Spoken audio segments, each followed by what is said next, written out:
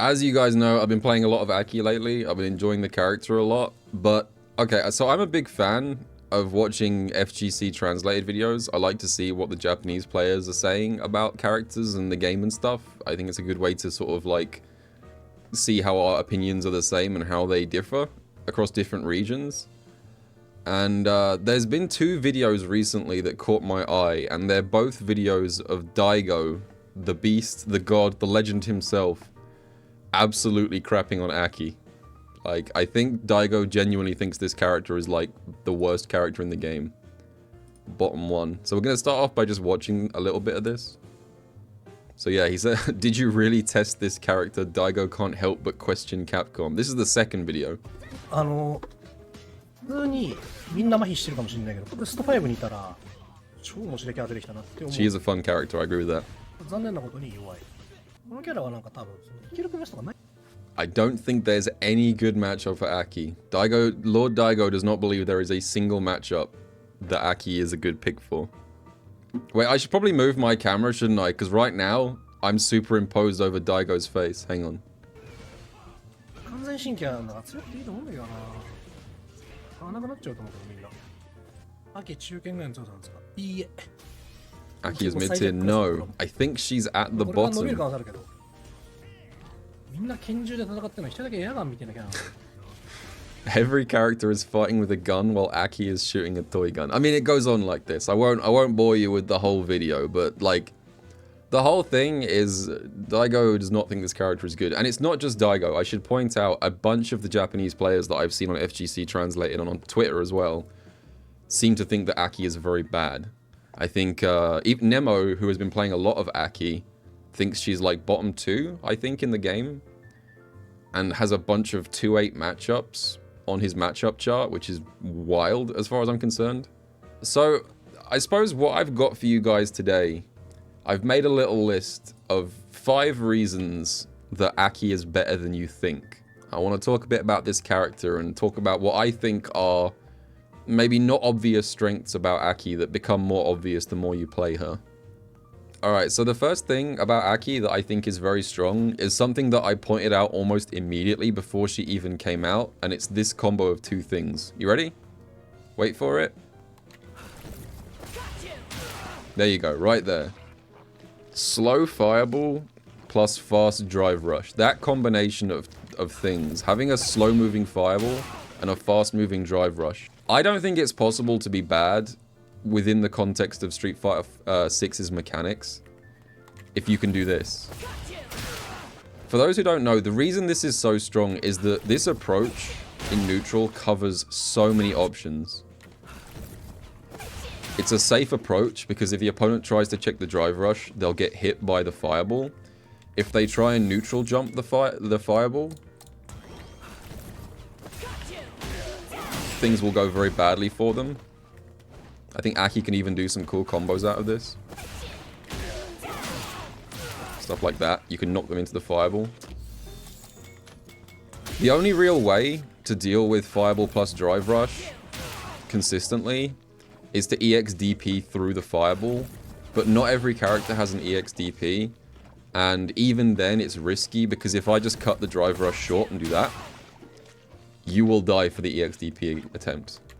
So just this thing alone, fireball plus drive rush, I don't think it's possible to be bad with this combination. Another good option is EX fireball, but if my opponent does an EX fireball to blow through this, even if I get hit, they've spent 2 bars of drive and I've spent 1, so I still come out ahead in the drive exchange here.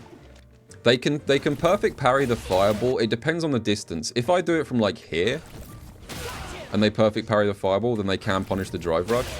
But if I do it from further out, even a perfect parry here will not give a guaranteed punish. Alright, the second thing I want to talk about, A.K.I's strengths, is her Oki. I think when A.K.I was first teased and revealed, a lot of people felt that she was likely to be kind of like a Zona archetype when they saw this and this. And some people are still trying to play her as a Zona, but I don't really think she is a Zona. I think she's actually quite aggressive if played correctly. And one of the reasons for that is that her Oki, after her main combo enders, is absolutely amazing. It's some of the best in the game, genuinely. She's not like Ken, where every hit takes you to the corner. But she doesn't really need the corner to get good Oki on knockdowns. So for example, like, the combo ender that you're going to use 99% of the time with A.K.I is this. Heavy whip. You can do it off lights. You can do it off mediums. You can do it off like a full heavy combo. Most combos you're going to end with heavy whip generally when you land a hit. And this thing gives absolutely amazing Oki. You can do several things here. You can do medium dash into a meaty, and this covers both recoveries. So you don't have to worry about your opponent's recovery. You can do 2 dashes as well, and then go for maybe a shimmy afterwards, which is really good. But I think the one that makes it really good is the mid-screen safe jump. So anytime I land heavy whip and just hold up forward afterwards, A.K.I actually gets a safe jump off this mid-screen. I get a huge punish. So, safe jumps in this game I think are very strong. Mid-screen safe jumps off basic combo enders are very rare. The only other character in the game that really does this, the only other character that ends mid-screen combos with safe jumps is Marissa. And she has to do it with jump light kick. Now I should say, A.K.I.'s is a bit more complicated than that. So, A.K.I.'s safe jump is actually very difficult to perform because it depends on which recovery your opponent does. If they recover in place, you have to press down and heavy punch to do this, the cross up. And that's a safe jump. If I do this. However, if they back roll, I have to do jump fierce or jump heavy kick instead. So you do have to react to which recovery your opponent is doing while you're in midair, and then decide if you want to press down and heavy punch and safe jump on one side, or just jump heavy punch and safe jump on the other. So it is quite tricky. This is kind of like a high level technique, being able to react and adjust the safe jump here. But even still, it's like a very low risk way to get Oki. And if your opponent blocks the safe jump, you're plus 10 million on block. You can do a bunch of things. You can do this. You can do like a low. You can do a walk up throw in a tick throw. I think the mid screen safe jump is very strong.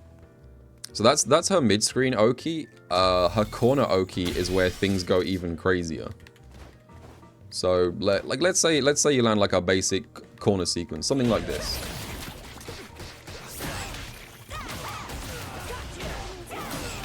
So I already said that her mid-screen Oki was really good. Her corner Oki is potentially the best in the game. Because if she ends any corner combo with Coward Crouch Dive, this move here, this knockdown is plus 84 for A.K.I. She has enough time to set up the poison puddle and then still be plus 38. So you can do puddle, meaty fireball, forward heavy kick, you can do all this stuff. You can do a safe jump here with crouch fierce. That's another safe jump that's guaranteed.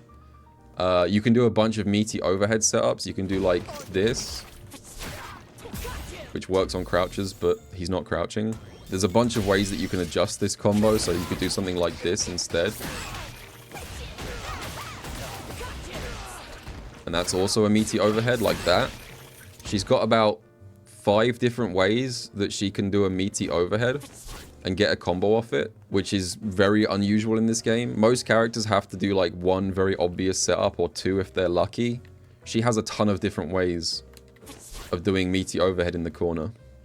So yeah, her Oki game is incredible as far as I'm concerned. I should also mention on this knockdown, the one that I showed a minute ago, where you do the poison puddle plus the fireball. This fireball is plus how much on block? Like plus 10, I think. Plus 12. Which means that if I go into forward heavy kick afterwards, this is a frame trap, and this is also plus on block. So like, she can do sequential plus frames in a way that very few characters in this game can do. There are very few characters in this game that can do plus frames into plus frames into plus frames and have them all frame trap into each other. The other nice thing about being able to meaty with a fireball, as some of you will already know, it also makes you completely immune to most wake up level 1s. So if you're playing against the character whose main reversal is to use a super, they can't do it against A.K.I. It just straight up will not work.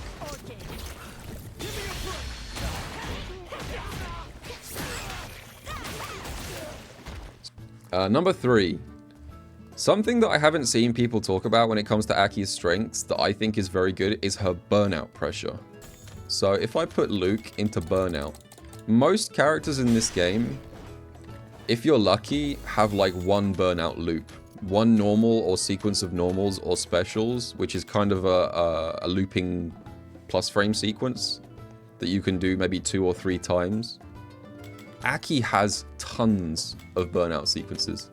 She probably has more than any characters I've seen so far. So just to give you guys an idea of this, so let me have a look at my list.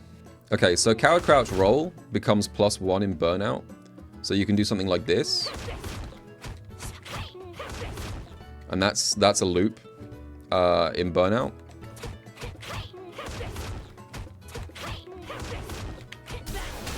Into stun. And every single part of that sequence, crouch jab, stand jab, target combo into coward crouch roll, every single part of that is a frame trap. There is no opening to do anything except for wake up super. You will get counter hit if you try and interrupt this at any point. She can also do a simpler one, which is just crouch jab into stand medium punch. So you can loop this one about 5 times before you get pushed out too far. You can mix them together. You could do something like this. You got a lot of ways of mixing and matching her burnout loops. She also has the stand jab target combo. This is -3 normally on block. So this becomes +1 in burnout. So you can just do this as well. You get about 3 of those.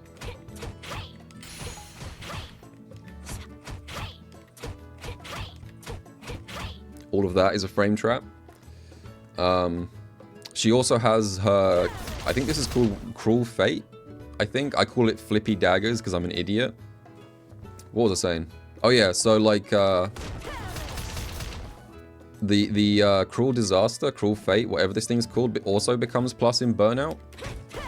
So you can do stuff like this. Now there are gaps here. This is not a gapless string. But this one's good because this can cause some level 1s to whiff. So if you're doing a lot of burnout pressure and your opponent is getting antsy and wants to wake up level 1, you can actually make some level 1s whiff by doing this.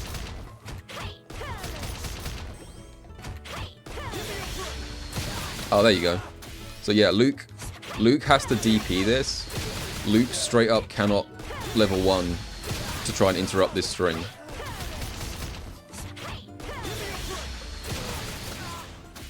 So that's another good one. So, like I said, it's very rare for a character to have more than like 1 or 2 looping burnout plus frame sequences. And like I said, A.K.I. has like 5 or 6.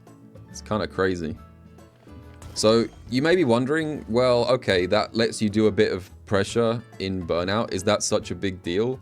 Well, it wouldn't normally be that big of a deal, the burnout loop, if not for the fact that the next thing is that A.K.I. has potentially the best stun combos in the game.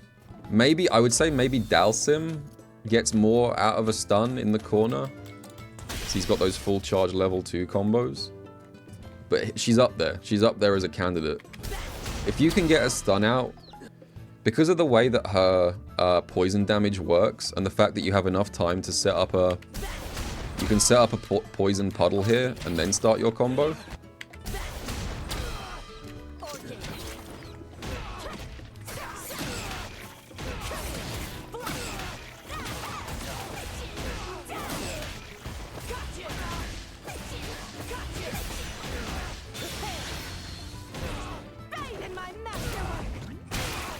So that's what, nearly 4,000 damage for one super bar off a blocked DI. And that was a blocked DI, by the way. If that had been a DI on hit, that would have done about 50% for 1 bar. She has very, very good DI stun combos. So it's the combination of that and her stun pressure strings that I think makes her an absolute demon when your opponent is in burnout. Okay, number 4 on my A.K.I strengths list is I think she has really, really good anti-fireball tools. Now this one's kind of weird because when A.K.I first came out, I was really struggling against fireball characters. I was like, how the hell are you supposed to beat Guile? Her fireball's got a lot of startup, 52 frames, I think. Yeah. Yeah, her fireball's kind of slow. She's got a few things she can use, like you might get a chain out if you're lucky. But I'm realizing over time that she's actually got very good anti-fireball tools, but they're just difficult to use because she's got so many of them, and they all have very niche uses. So let me switch over to Guile just so you guys can see. So like, generally speaking, you either have 0 anti-fireball tools or 1 if you're like Cammy and you've got Spin Knuckle.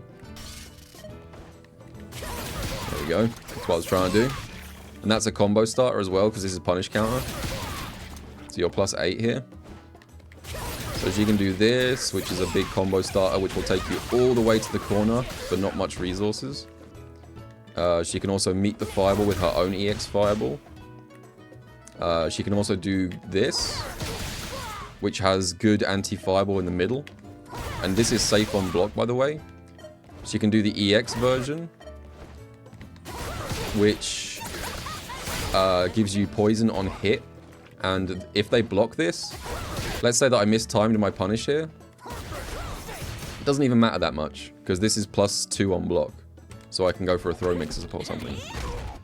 You can also do this, which just lets you maneuver under the fireball a little bit.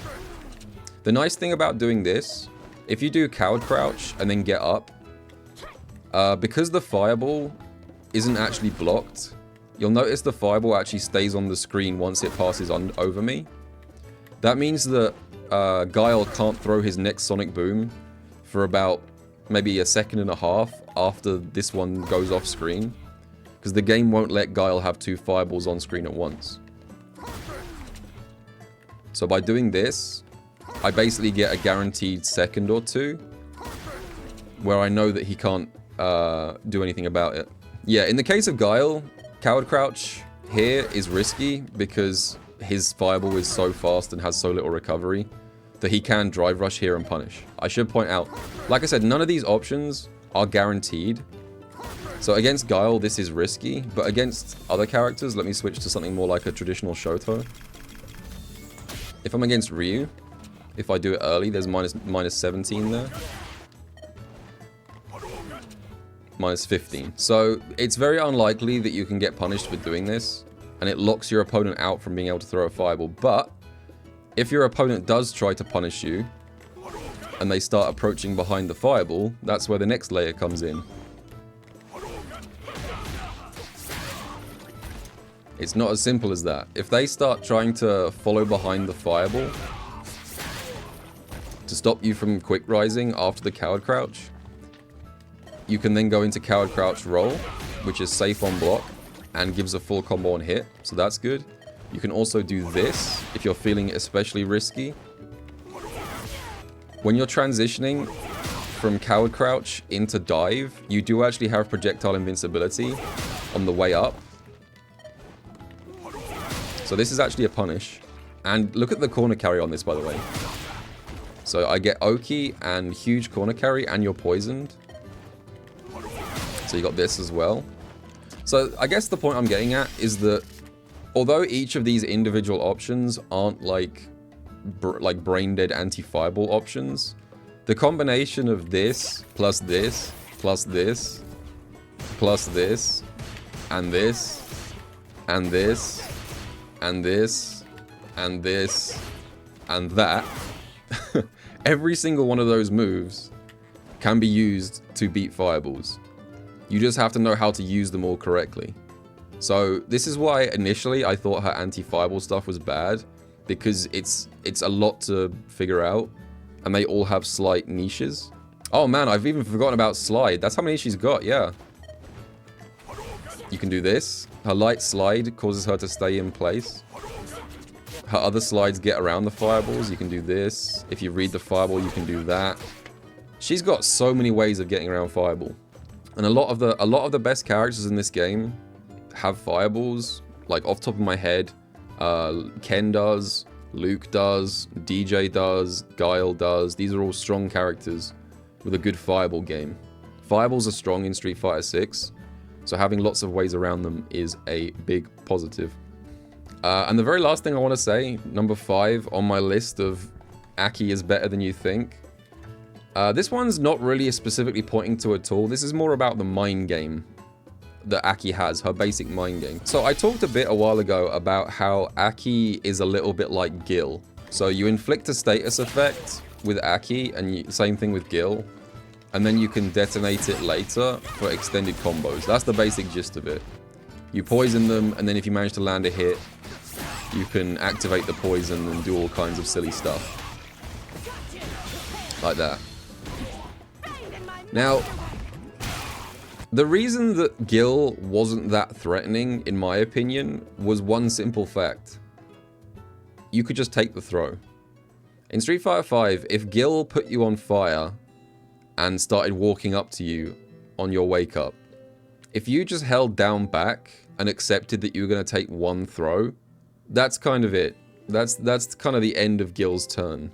You take the throw, he's back to neutral, because throws didn't have Oki in Street Fighter 5. They got rid of throw Oki after Season 1, so if you could commit to taking one throw, you were basically fine, and Gil wasn't that threatening. Now the difference here is that throw loops are everywhere. A.K.I has a throw loop.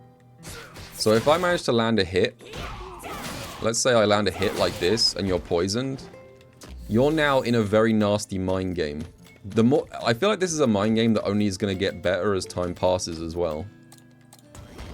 Because the thing is, I can keep throwing you like this while you're poisoned. I can keep throw looping you with the knowledge that because you're poisoned, any hit now is going to be very, very bad for you. You're incentivized to take the throw, because if you try and tech this throw,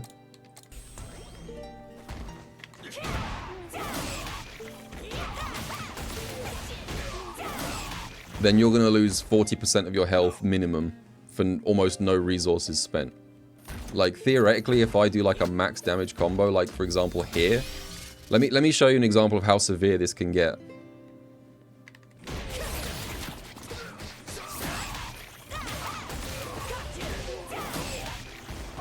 Okay, so there's a basic corner combo, and I set up the puddle. Now, if you try and tech a throw here, and get shimmied,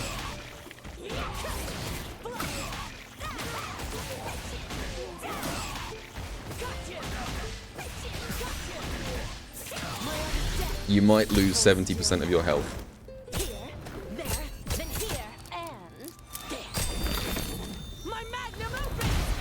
I mean, that's like Marissa damage right there. So the more time passes and the more people become aware of how dangerous it is to attempt to break a throw while you're poisoned, the easier it gets to play A.K.I, because I can just keep doing walk up throw over and over again, safe in the knowledge that if my opponent gets antsy and tries to tech it, they probably just lost the entire round. It is kind of similar to Tengu mind games, honestly. It does remind me a bit of Tengu. Maybe that's my inner Oro player coming out. So yeah, the poison mind game is very strong, and it will only get stronger over time. So anyway, that stuff, I believe, is a bunch of reasons why A.K.I is actually much stronger than people currently think. I'm hoping I'll be proved right over time. But let me know what you guys think. Do you guys think A.K.I is bottom 1 unusable garbage or secret top tier? Let me know down in the comments, and I will catch you guys in the next video. See you later.